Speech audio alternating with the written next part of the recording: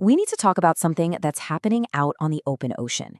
It's a story about a rising tide of tragedy in the global shipping industry, a crisis that's costing young seafarers their lives, and it's all wrapped up in this really dangerous silence.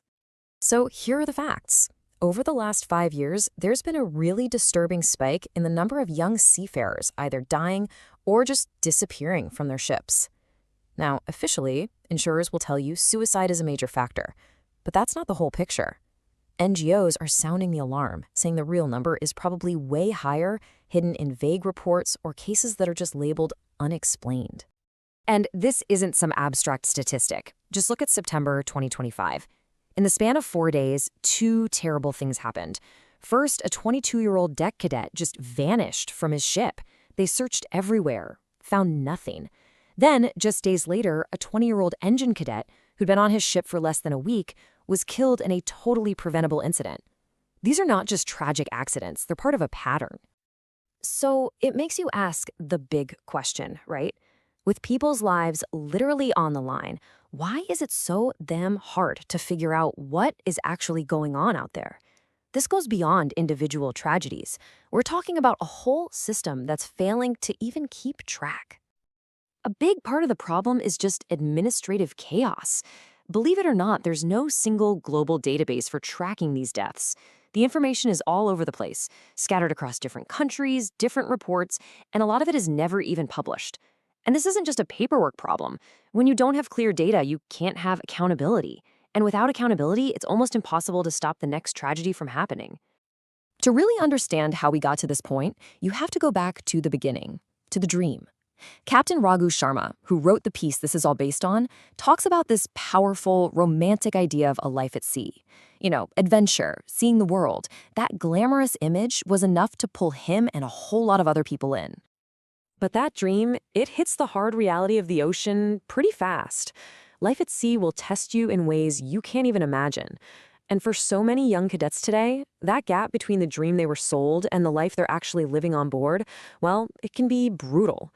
And if there's no real mentorship to help them cross that gap, things can get dangerous. And that brings us to this incredible moment. So Captain Sharma is in his final exam to become a ship's master. He's been grilled for hours on navigation, maritime law, all the technical stuff. And then, at the very end, the examiner asks him this. It wasn't about charts or engines, it was about people.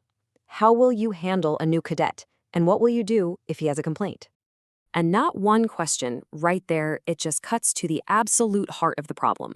This isn't a crisis of seamanship. It's not about a lack of technical skill. It's a massive crisis of leadership. The system isn't breaking because officers don't know how to pilot a vessel. It's breaking because somewhere along the way, they've forgotten how to guide the people on it. So what does this leadership gap actually look like in the real world? Well, according to the source material, the breakdown really starts in training, with two totally flawed, extreme approaches that are just breaking the next generation of seafarers. On one side, you've got what he calls revenge training. This is that old-school, toxic attitude of, I suffered, so you have to suffer too.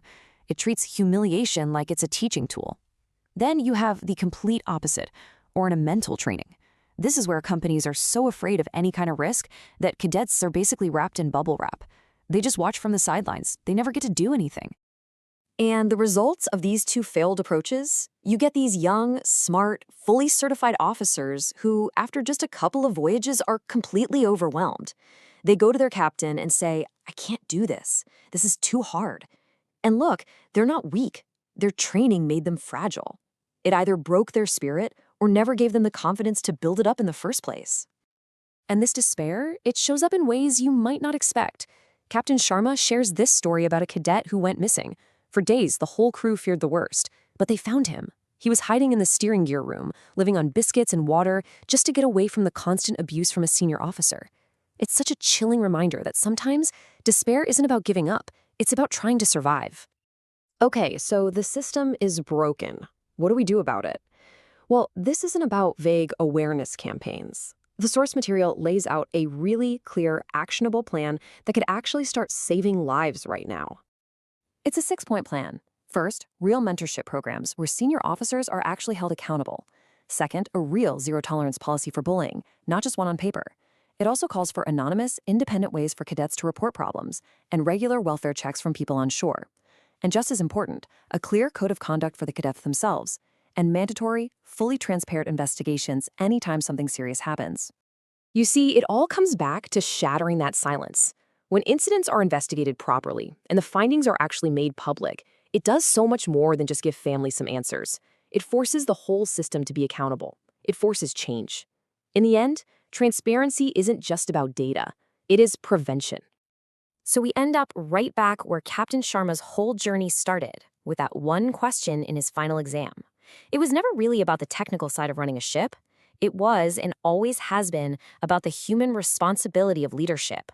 And now, that exact same question is staring the entire maritime industry right in the face. How they answer it will decide if they save the next generation or keep losing them to the silence.